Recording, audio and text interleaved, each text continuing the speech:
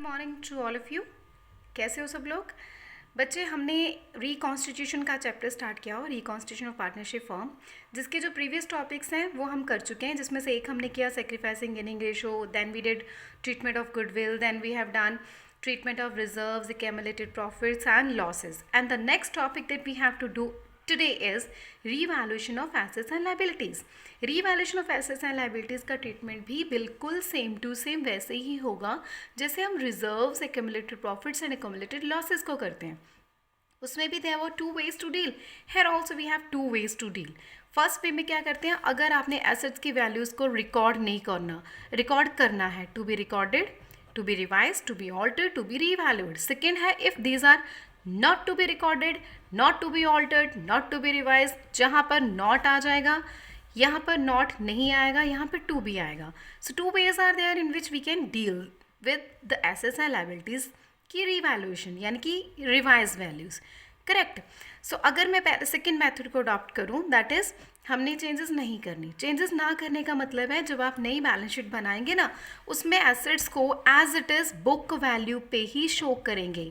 You will not make any kind of change in any assets और liabilities. हम सिर्फ उनकी वैल्यूज़ को फाइंड आउट करेंगे, रिवाइज करेंगे, और उसका जो प्रॉफिट या लॉस आएगा, सिर्फ उस प्रॉफिट या लॉस को, उस गेन को पार्टनर्स की कैपिटल में एडजस्ट करेंगे, लेकिन एसेट्स को रिवाइज नहीं करेंगे, उन्हें बुक वैल्यू पे ही बुक्स में शो करेंगे। राइट। तो आपने जैसे हमने किया था reserves and accumulated profits and losses में, अगर गेन है तो गेनिंग पार्टनर टू सेक्रीफाइसिंग, अगर लॉस है तो sacrificing partner to gaining partners capital account. Simple. Sacrificing gaining रेशन निकालनी आपको आती ही है, उसे निकालिए, फाइंड आउट कीजिए, और दोनों में से जो आपके पास अवेलेबल है उसके अकॉर्डिंगली एंट्री पोस्ट कर दीजिए। सिर्फ पार्टनर्स के कैपिटल अकाउंट ऑल्टर होंगे and nothing else will be altered. Mind में सेट कर लो, if we'll go for this method, वो बार बार बोल रहे हैं रिवाइज नहीं करनी, वैल्यूज़ को डिस्टर्ब नहीं करना, ओरिजिनल वैल्यूज़ ही रखनी है, तो आपने क्लोजिंग बैलेंस शीट में भी वैल्यूज़ रिवाइज नहीं करनी है। ओके, सिर्फ एंट्री पोस्ट करनी है, कैपिटल अकाउंट्स ऑल्टर हो जाएंगे और new capital accounts closing balance sheet में आ जाएंगे। फाइन।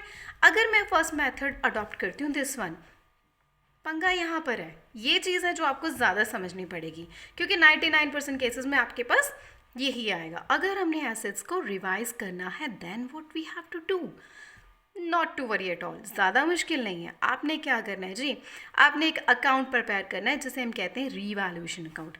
अब ये रीवैल्यूएशन अकाउंट क्या चीज़ है? Nothing much to worry, it's simple a nominal nature account, जिसमें क्रेडिट साइड पे as we usually do increase in profits are recorded, और डेबिट साइड पे decrease in profits are recorded. Okay, 4-5 items हैं आपके। Assets में किसी भी वजह से कुछ इंक्रीज आ रहा है, लायबिलिटीज़ में किसी भी वजह से कोई डिक्रीज आ रहा है, so that cases will be again for the business firm, right? So that will be recorded on the credit side and vice versa, the reverse will be recorded on the debit side. So इसमें से कुछ items हमने pick किया, कुछ नहीं, मतलब यही items आती हैं, तो आप इनको वैसे तो समझना is better, as I always told you people कि अकाउंट्स एक ऐसी चीज़ है जिसमें रट्टा नहीं है, सिर्फ समझ के करो। तो समझिए, अगर एसेट में इंक्रीज़ आता है, बेनिफिट है, क्रेडिट साइड रिकॉर्ड कर दो। लायबिलिटीज़ का डिक्रीज़ होता है, again it's income for you, for the business firm, credit side पे रिकॉर्ड कर दो। अनरिकॉर्डेड एसेट्स हैं, एसेट्स रिकॉर्ड नहीं हुई, अब रिकॉर्ड करेंगे तो प्रॉफिट बढ़ेगा, क्रेडिट होगा। डिक्रीज इन प्रोविजंस, अगर किसी भी तरह की प्रोविजन आपकी कम होती है, आपके लिए फ़ायदा है क्योंकि एसेट्स की अमाउंट बढ़ जाएगी, सो that will also be credited, और इसका सब कुछ उल्टा आ जाएगा आपका डेबिट साइड पे। करेक्ट। उसके बाद इसे क्लोज कीजिए, क्लोज करने के बाद इसे बैलेंस कीजिए। अगर आपकी क्रेडिट साइड ज़्यादा है, दैट मीन्स हमारे प्रॉफिट ज़्यादा है, so the difference will be profit.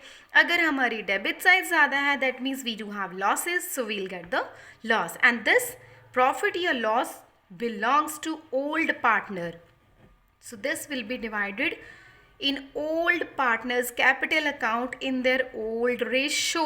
कुछ भी आए, या प्रॉफिट या लॉस, आप ओल्ड पार्टनर्स को ही देंगे, ठीक है?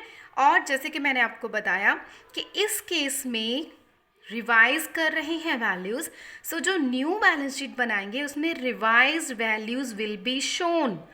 अगर ये मेथड फॉलो करते हैं तो रिवाइज वैल्यूज शो नहीं करनी.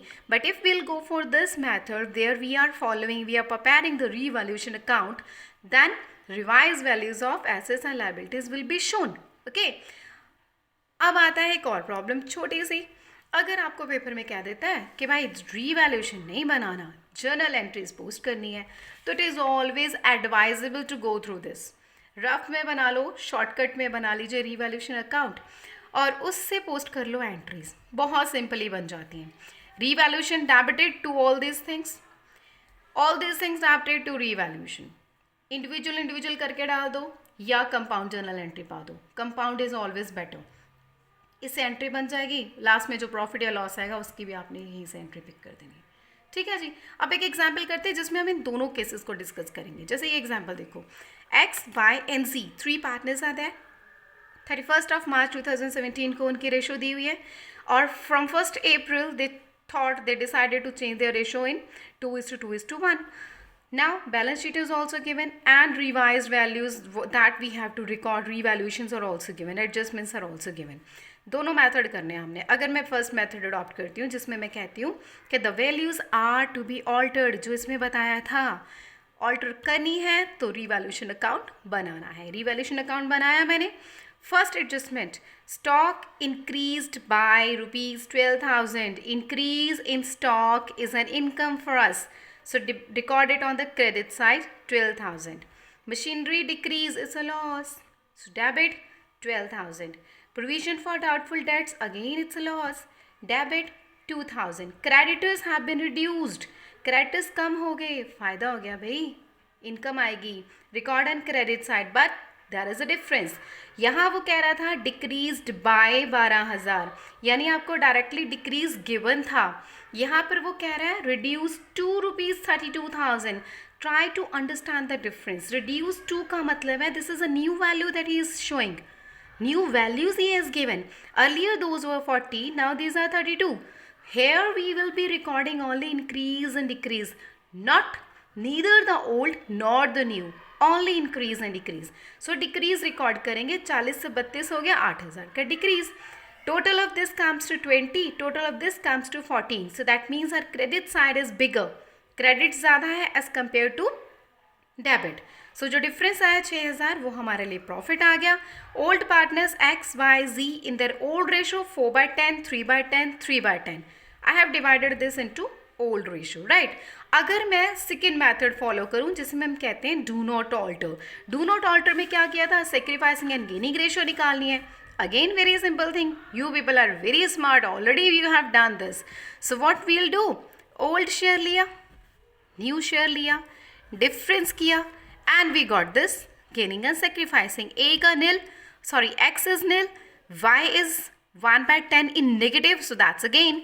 Z is 1/10 positive, that is sacrificed, right? अब प्रॉफिट है, प्रॉफिट आया था 6,000, निकाला था ना रिवैल्यूएशन में, वो आप रफ में निकाल लीजिए. उस 6,000 को 1/10 में गेनिंग टू सैक्रिफाइसिंग के एंट्री पोस्ट कीजिए और इसे डाल दीजिए. अगर आप रिवैल्यूएशन अकाउंट नहीं बनाना चाहते तो simply go with this. Increase in all the assets first because incomes हैं वो ऊपर रिकॉर्ड कर दी. टोटल आ गया 20 एंड एनी केस ऑफ जिससे आपकी प्रॉफिट्स कम हो रहे हैं वो यहाँ लिख लिए, तो दैट इज़ अ लॉस. 20 आपके लिए प्रॉफिट है, 14 आपके लिए लॉस है, तो 6,000 का नेट आपके पास प्रॉफिट आया. उस 6,000 को मैंने सेक्रीफाइसिंग और गेनिंग में डिवाइड कर दिया. So this was the last topic of this chapter. अब इसके बाद एक छोटा सा वीडियो बनाऊंगी जिसमें हम कंबाइंड क्वेश्चन करेंगे ऑफ ईच एंड एवरीथिंग, जिसमें गुडविल भी डिस्कस करेंगे, जिसमें हम लोग रिजर्व्स को भी ट्रीट करेंगे, then revise values of assets and liabilities भी करेंगे और उसके बाद बनाएंगे capital accounts and then final balance sheet. उससे आपका ये सारा चैप्टर पूरी तरह से आपको रिकैप्चुलेट भी हो जाएगा और समझ में भी आ जाएगा. That's all for today. Thank you.